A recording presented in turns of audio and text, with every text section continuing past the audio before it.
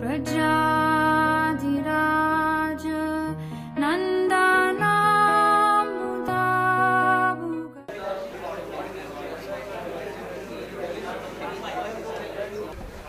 Okay, now the second part of the exercise is that we are going to shift roles. Now, A, the ones who argue for unity, he will argue for diversity, and vice versa. B now will argue for unity. Okay, now take a few seconds to rewire your brain. Same group. Oh, do you want to change? Thank you very much. Bring that to a close. Okay, so what did you learn from the experience? Yes? Do we have the mic? Full mic? Tendency from our side is always, we observe that Please listen up. the tendency is there in each and everyone to see the one's positives and attach to that stereotype thinking and neglect the positives of others party, not ready to hear their positive, but more try to focus on their negative. And due course of time we forget our positives and more concentrate on their negatives and try to prove that how it is negative.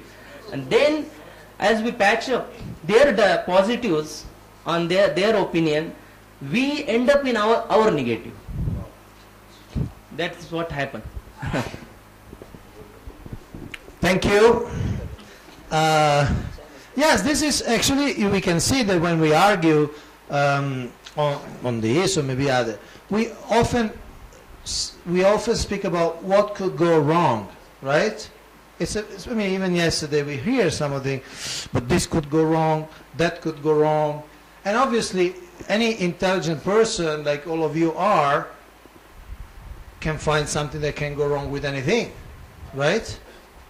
Anything can go wrong. You build a temple, but there could be an earthquake, Prabhu, you know? You're distributing books. No, but they could scan the pages, print them, and sell them without permission of BBT. You know, anything could go wrong, actually, if you think. So, sometimes it is used to paralyze any initiative that somehow we don't like. This could go wrong, that could go wrong. Thank you for bringing it up. Any other comment? Something that you learned, something that came up, some realization? Revati, Patti, Prabhu? Who argued with him? He was a tough argumenter, right? Huh? Achha. My experience was like, as it is said, Tarko Pratishto Shuddhaya Bhavitva. You can't reach a conclusion by argument. You have to be broad-minded and see the thing in a balanced way and try to take the positive of both and apply it. Okay, and that's the essence of polarity management. Okay? That's the essence of polarity management. Understand that in life there are polarities. Okay? In a normal circumstance, you have a mother and you have a father. So, what's that? Oh, I'm not sure whom I should respect more, or I'm not sure whom I should call, or I'm not sure. You know, you have a mother, you have a father, and that's not negative. It's a positive. Yes. It was broadening the understanding of the subject matter itself. Like Okay. the point when we are just talking, because I'm talking from one viewpoint, other person talks, oh, that can also be there.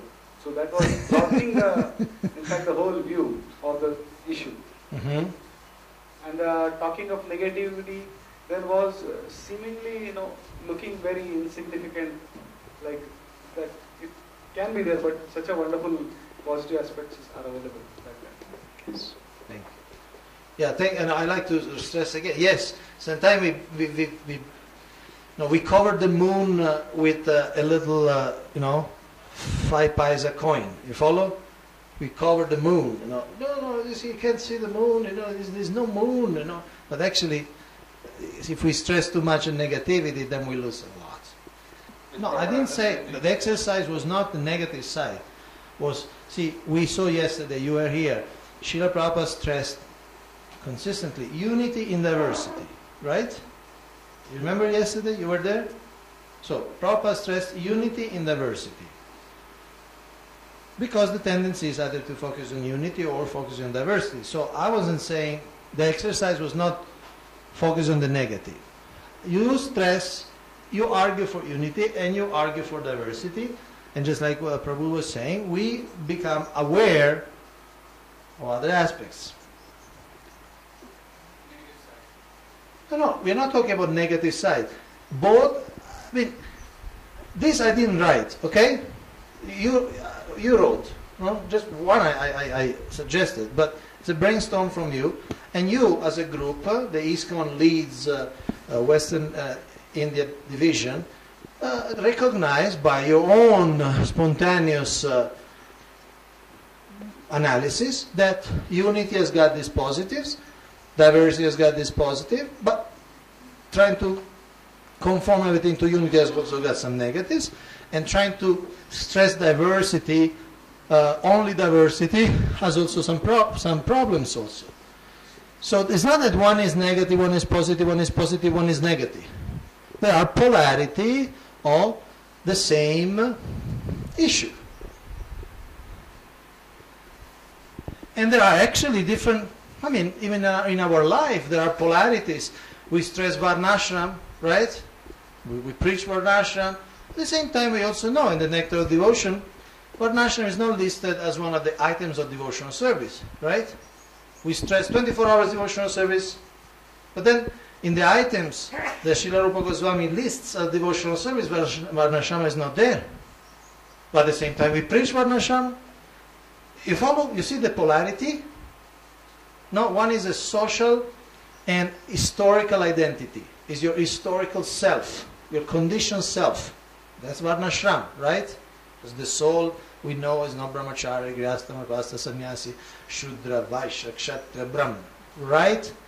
But we work on it, we stress it, we preach it, we give PowerPoints, right? At the same time, we are here to develop our love of God, and in the items of devotional service, Varnashram is not even there, in one sense. You follow how we always deal with polarity. And in fact, this is a polarity that you find in ISKCON. Some people say, we should establish Varnashram, this is our top priority. You heard that? Right? And there are people who say, Varnashram is not so important. You heard that? So polarities are part of life. But Srila Prabhupada was stressing both. Was stressing pure devotional service and was stressing Varnashram. How come? You follow? So we need to mature, expand our understanding that we are in a complex reality. The Krishna is like this. The Krishna is male and female. It could be only male, it would be easier. It could be only female. No, it's male and female. Eternally, male and female. And to make things even more complex, sometimes he merged himself, male and female, in one. And we are the servants of that. So obviously, there will be some polarities there, right? But then we actually agree to the polarity concession. To what? There is you are talking about polarity. Yes. So we agree to that when it is actually fitting to, it is helping us to grow in Krishna consciousness. Because if we say, some Babaji was chanting in Vrindavan, in Radhakund, and some farmer came for some water, and disciple just put down his japamala, he goes to give the water. And when the disciple came back, Babaji chastised him heavily. You came to Radhakund to chant the japa, you just go do philanthropic activities out of Vrindavan. So we should not follow that. Babaji, I'm chanting, I should not give water now. So, I understand this Varnashram is helping, and that's what we are following. We are not going for the higher stage. But then we say, we have to understand Hmm. unity and diversity together and Yes. have the polarity ideas. And it's difficult. Difficult. I'm not saying it's simple. It's difficult. It's difficult. But that's why Srila Prabhupada, you saw the letter yesterday, he said all the leaders of the movement, he said GBC and other senior men, not just GBC, GBC and other senior men should meet in Mayapur, sacred place, and discuss unity and diversity. If it was something simple, why all the leaders of the world should come and discuss? You follow? Srila Prabhupada didn't say go and discuss if you should follow regular principles. Right? That's already clear. Okay? Follow the principles. Right? So it is a major issue for the present and the future. And I would say, even for our personal peace of mind, frankly. Because the realities are such that if we stress one, we put our heart in one polarity, then the other polarity will always be there. You know, we feel that something is wrong. No? Everybody should be brahmacharis. Why somebody is wearing white? You follow? So, internal and external. Some people say, you know, this thing, ISKCON, it's all external. Have you heard that? Have you heard that? This criticism, ISKCON is external. No?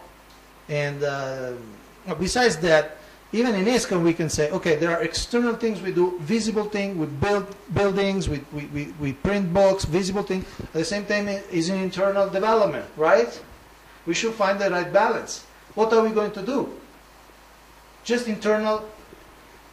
How do you do just internal? How? How do you do?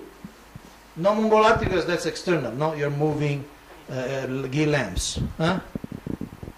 Tilak? No, because it's external. Tilak is external. Huh? So anything external you don't do. Shower? No, because it's external. It's just water. H2O. It's a more material and mundane and that. So you leave all the external, you're left with nothing. Okay? But then if you only do external, only work, Prabhu, seva, service, work, all the build, this, that, and then there's nothing inside. No? There's no introspection, no intelligence, no discrimination, no cultivation, you know? Then what we have? We have an empty shell. Right? So there is polarity. We work on the external, according to Srila Prabhupada. We don't imagine, Srila Prabhupada gave a set of legitimate targets, we developed that, and at the same time we work on our personal development. Okay? So there is polarity in it's not just congregational development. There is polarity in everything, in every aspect of our lives.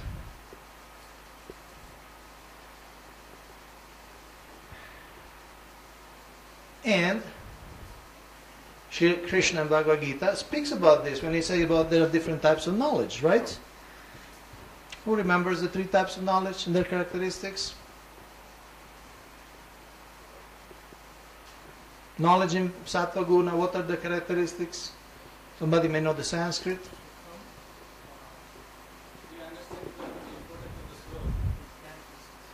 That's there. The characteristics of Jnana in Sattva Guna. You will study it. You want to read it on the Bhagavad Gita? Should we read it? Huh? Just as a refresher.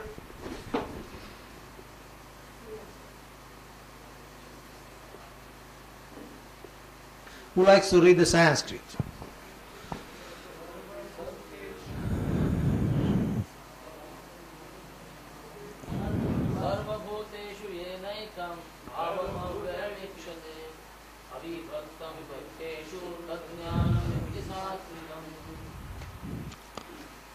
Okay.